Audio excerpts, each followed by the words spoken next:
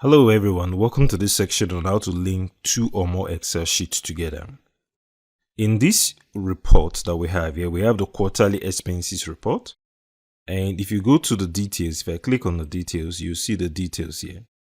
So the question that comes to mind is, how do I link these two sheets together? So for me to link these two sheets together, I'll go straight to the quarterly report. Click on where I want the result to show. I'll press the equal to sign. Then I'll go straight to details and select the formula.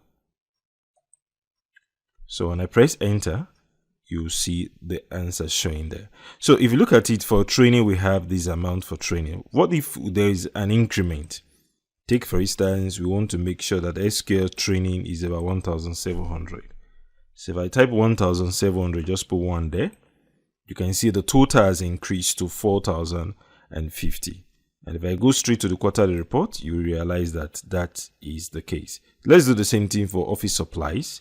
So I'll come to office supplies, put my equal to sign there, go straight to details, and look at office supplies here. I'll select office supply, and I'll press enter on my keyboard. And here you have the answer showing there. So if I go straight to details again, and I want to change this value from 1,000 from 15 now, to maybe to 150. So you can see that the office supplies expenses has increased to 734. So if I go straight to the quarterly report now, you realize that that has been updated. So this is how we can actually link two sheets together. Thank you.